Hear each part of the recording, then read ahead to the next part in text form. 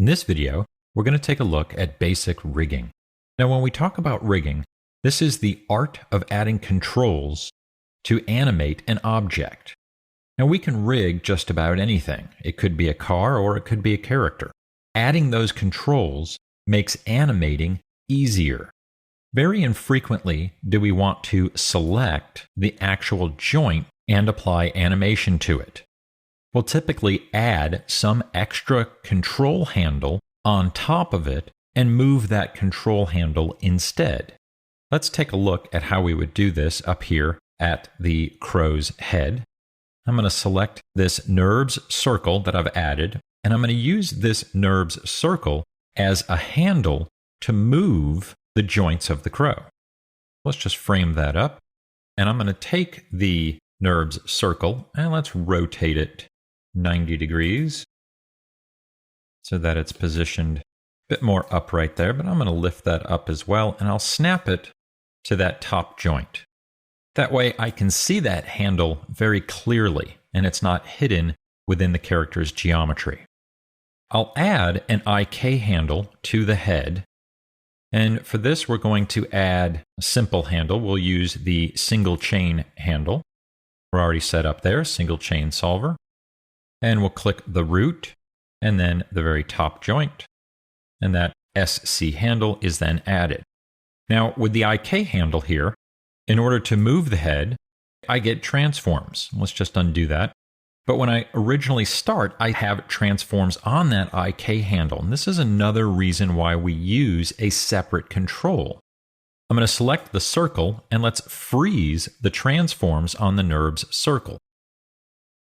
That's going to reset everything back to 0. This is where I want it to be. I can now take the IK handle and we'll attach it to that NURBS circle by using a couple of constraints.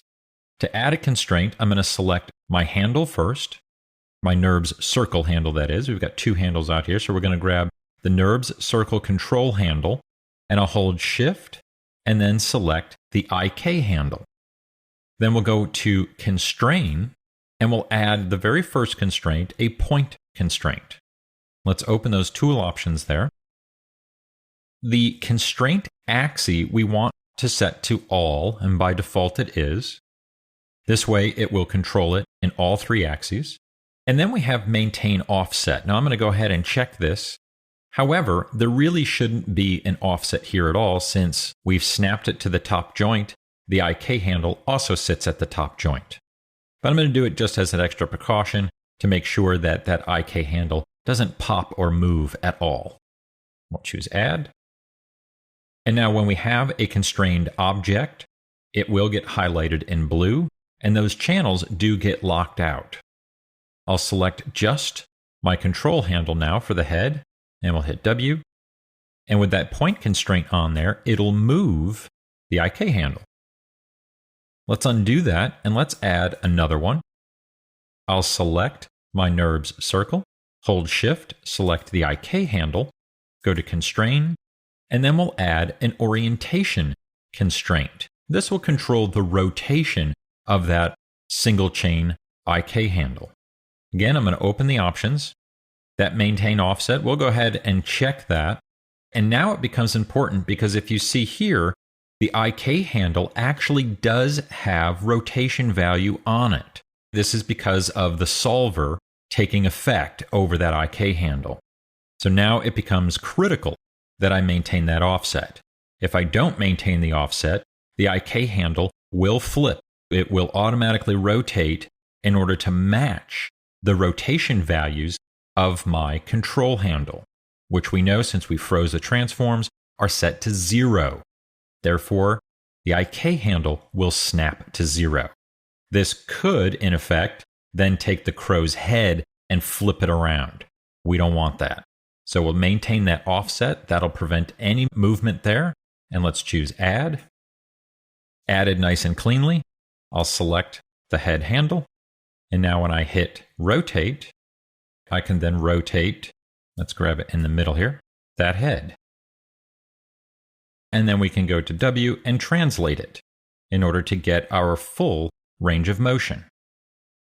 Now, to return it back to its default neutral position, this is real easy because we know that control handle started at 0, unlike the IK handle that actually had values in there that we cannot freeze and remove. I can select the head control handle and simply type in 0 and hit enter, and that will return that control handle to its neutral position. Okay, I'm going to add another control handle here, and we'll start from scratch. I'm going to choose Create, NURBS Primitives, and we'll choose Circle, but I'm going to uncheck Interactive Creation there first. And we'll choose Circle. And let's add this handle to the root of our skeleton here. I'll snap it to that root joint, and I'll scale it so that I can see it. And I want to make sure that I scale it so I can see it in all my axes here. It should be a comfortable scale. Let's rename it. We'll name it Body, and then we'll freeze those transforms. And we'll also delete any history that might be on there. And now for this one, I want the handle to control both the orientation as well as the joint's position. Instead of adding point and orient constraints, I'm going to add a parent constraint. Now the difference here is that when you add an orientation constraint, it'll rotate that joint locally. It does not take into account their position in space. When we parent an object together, we know that the object will rotate around another object if we put any type of offset on there. So we're looking for that type of control here, and I'm going to select my handle, then select the root joint, go to Constrain, and we'll choose Parent. I'll open that up. We'll maintain offset. We know that we have offsets on the translation, although the rotation of that joint should be 0, but we'll just keep that on. And choose Add. Nice and clean. And now I can select that handle and rotate that joint. Or we can translate it. And we'll return that back to its default position there. Let's take a look at the feet here. And I already have a leg handle, but when I move it, we can see that the toes want to stay fixed to their IK handle as well as their individual control handle. And these have already been constrained. And we still need one extra one here for this other toe. So I'm going to select this circle here. I'll just do Control D to duplicate it, and we'll do Snap to Point and just drag this one over. But I still need an SC handle there, so we'll create that real quick. We'll go to Skeleton, IK Handle Tool, Single Chain, and let's select those joints. And then we'll snap that so that it's right on the IK handle. And instead of doing a constraint here, I'm going to just take the IK handle and make it a child of our NURBS circle. Again, I want to make sure I freeze those transformations, and we'll also delete any type of history. And I'll select that handle, hold Shift, and select the circle. Notice that the order is different here for a parent-child relationship as opposed to when we're adding a constraint. We do it the opposite way.